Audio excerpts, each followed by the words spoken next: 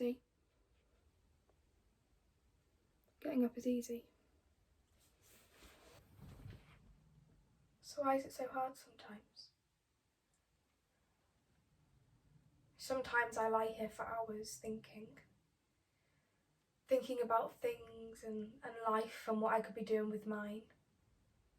I could be going out and seeing friends, learning new skills, travelling the world, seeing amazing things, tasting amazing food, but instead I just lie here, trying to get up as if a stone slab has been placed on my chest and I am powerless to move it. But not all days are like that though. Some days getting ready is as easy as it should be. I sit up, stand, get washed, get dressed, and I'm ready for the day. But then I reach for that door handle and it's like my body has woken up quicker than my anxieties. That the only reason I've been able to make it this far in the day is because they haven't noticed me yet.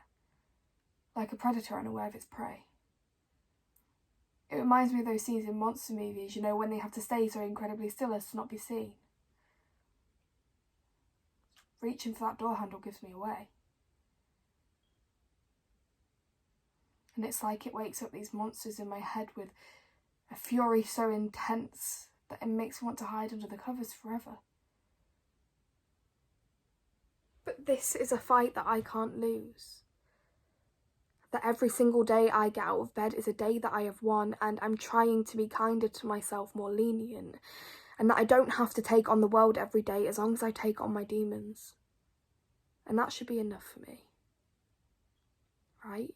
I mean, I want to say that surviving is enough for me, and maybe it is. For now, but I want to do more than just survive. I want to do more than just get by. I want to do something in my life that matters to me. But I can't. I'm too scared. What if I fail?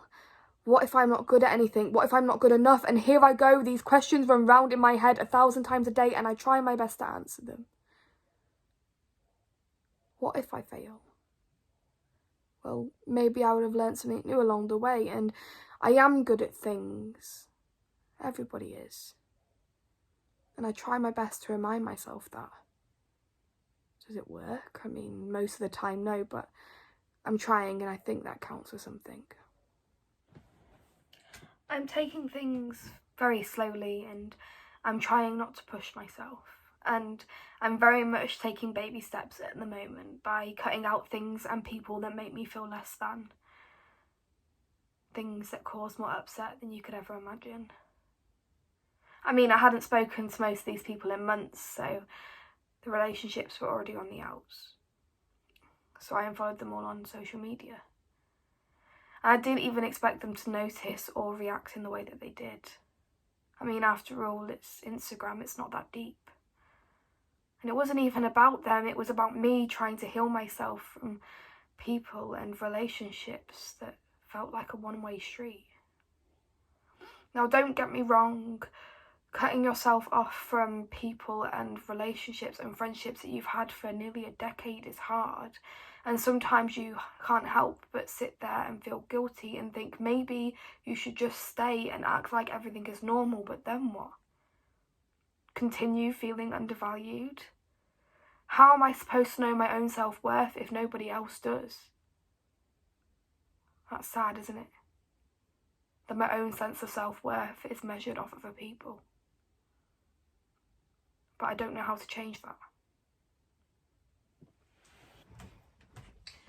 How do I become like one of those annoying people that nothing ever seems to affect? Their annoying beams of positivity are equivalent to the sun burning through your retinas, and I don't know, maybe if I was more like them, then maybe I could do what I wanted and get everything done and be productive. But the thing is that these people aren't real. And I know we see them all over social media, but that's only a chunk of their lives. We don't get to see them contemplating being alone in the world, and we don't get to see them wonder why they get all this attention, because that doesn't get brand deals and millions of likes. And I don't know, I could be wrong, they could be positive all the time and feel unstoppable, but that sounds like a pretty exhausting existence to me. And I think that life is about finding balance, and that we need negative thoughts to ground ourselves, but sometimes too many of them can have you feel like you're in quicksand and the ground is swallowing you up, and that's all you can focus on because that's the danger at the time. And it's so hard to see the positives when there's so many negatives flying about to distract you. I haven't really said much here, have I? I mean, I did mention that I'm trying to be kinder to myself and make small changes. So what were you expecting? Some big come to Jesus moment where everything changes and everything's better again? It's not very realistic, is it? But if I did say that I was making smaller changes and taking it day by day, now that sounds more manageable, doesn't it?